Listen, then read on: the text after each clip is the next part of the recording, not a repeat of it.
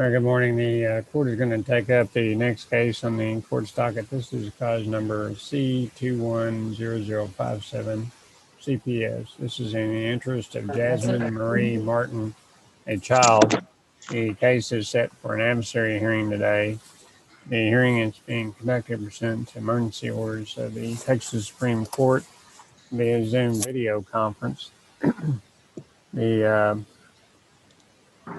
department is participating in the hearing today through city caseworkers Liliana Ruiz and regional attorney Catherine Estrada. The mother of the child is Ashley Yell, who's participating in the hearing today, along with her attorney Christine Manning. The father of the child is Chad Martin, and he is participating in the hearing today with his attorney Nathan Butler. Emmett Fleming is present as the attorney ad litem for the child. The CASA guardian ad litem representatives for the child are Cassie Roberts. And Ms. Roberts, who else from CASA is here? Carol Pierce. Carol Pierce, okay. All right. And then let's see, on my screen, I also show Brittany Medrano on behalf of the department. And then I see a Kara Miller. Ms. Miller, could you advise the court your connection with the case, please?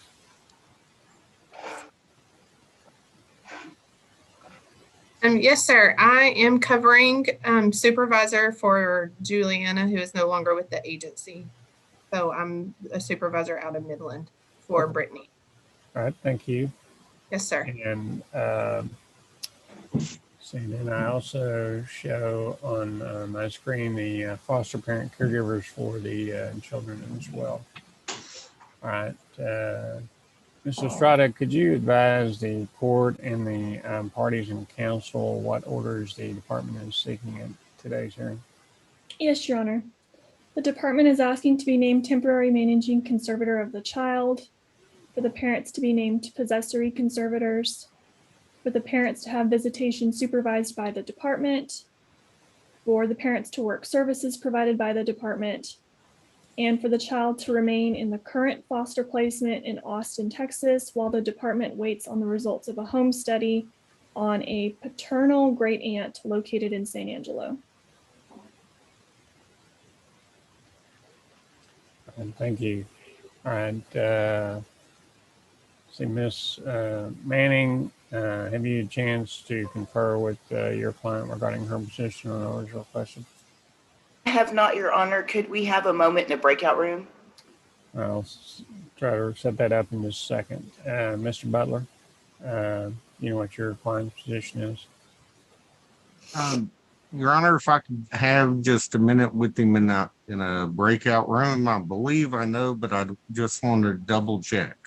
Okay, thank you. All right, Ms. Yell and Mr. Martin, I'm going to set up virtual breakout rooms for each of you so y'all can confer with your attorneys, and then we'll bring you back in and we'll determine at that point how best to proceed with the hearing. If y'all stand by, you'll get an invitation to join that breakout room. If you'll click on that, that'll allow you to join them in the breakout room. So if y'all stand by, I'll put y'all in there for about 5 minutes. It'll be about 11:15. We'll resume, and then if you need more time, we'll take that up at that point. Thank you. All right, if y'all stand by, please.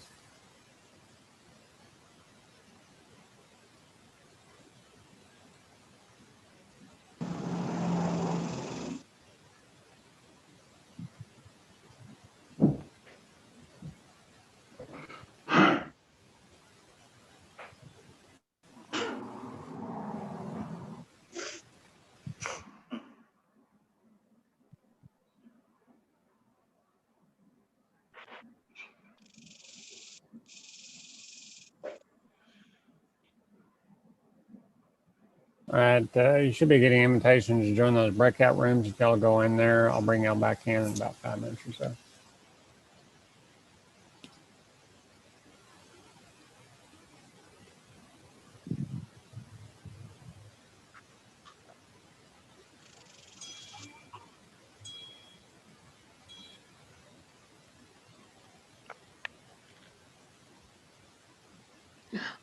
Michelle, did you receive that invitation?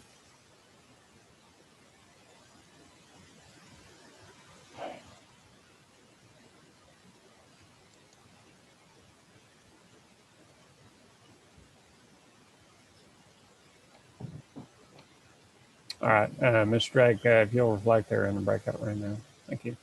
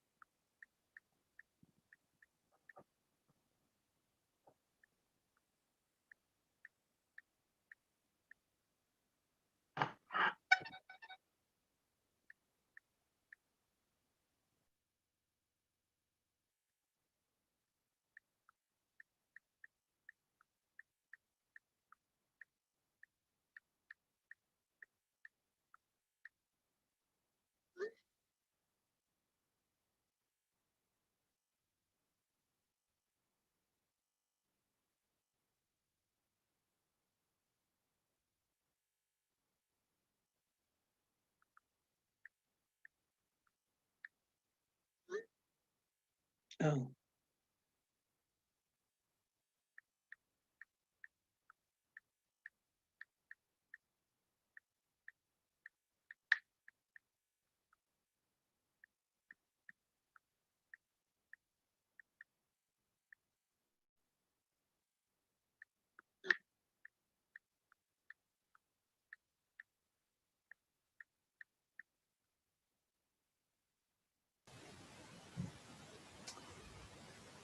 All right, Ms. Drake, I'm going to close those breakout rooms down.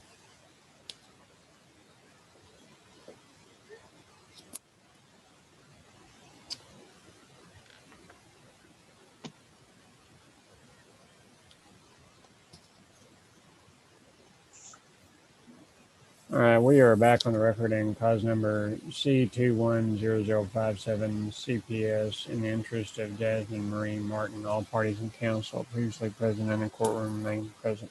All right, Ms. Manning, to determine what your client's position is on the orders requested. My client's in agreement, Your Honor. All right, thank you. And Mr. Butler, your client. My client's in agreement, Your Honor. Okay, thank you. Mr. Fleming, regarding the orders requested today, what is your position as attorney ad litem for the child? Judge, I concur with the department with the caveat. They have had 2 visits, and one was scheduled yesterday at a CPS office near the placement. And I understand CPS's policies, but in this case, Judge, we have a child born with a positive meconium test and still in the withdrawal phases. And to my understanding of the family code under that 153-001, it's the policy to encourage these visits if the parents show the ability to act in the best interest of the child. To me, that means they need to be clean. And to my knowledge, the only thing CPS has tested them for so far was an oral swab, maybe only on one of them. And those are my concerns, Judge. Otherwise, I'm in agreement. All right, thank you. I'll come back to that in just a minute. Miss, let's see, Miss Roberts, your position on the orders requested. We're in agreement. Okay, thank you. The court, based on the announcements of the parties, will grant the orders requested by the department, continuing the department as temporary managing conservator of the the child, and continuing the child in the current placement while a department conducts the home study that was mentioned earlier. I am required to notify any parent in this type of case that because of the nature of these proceedings, your parental custodial rights and duties to your child may be subject to restriction or even termination. And your progress on any court orders or planned service will be reviewed at future hearings. In this case, the court will continue to the parents as temporary or appoint the parents temporary possessory conservators with visitation rights to be presented for visitation plans. The department, however, does have the right to suspend visits if the parents appear to be under the influence at the time of a visit. If there are other concerns that require a permanent cessation of the visitation, the department may request a hearing on that so we can address what those concerns may be. The court will order the parents to participate in services to be arranged by the department and for the department to provide those services to the parents, and those will be set up more fully in the service plans to be prepared by the department for the parents. In this case, the next hearing in this case right now will be set on August 23rd, 2021 at 2 p.m. That's a status hearing. Initial permanency hearing is set on December 14, 2021 at 9 a.m. The permanency hearing and pretrial is set for April 12, 2022 at 9:30. A trial, if needed, is set for May 6, 2022 at 10. And the dismissal date for the case is June 20th, 2022. I'll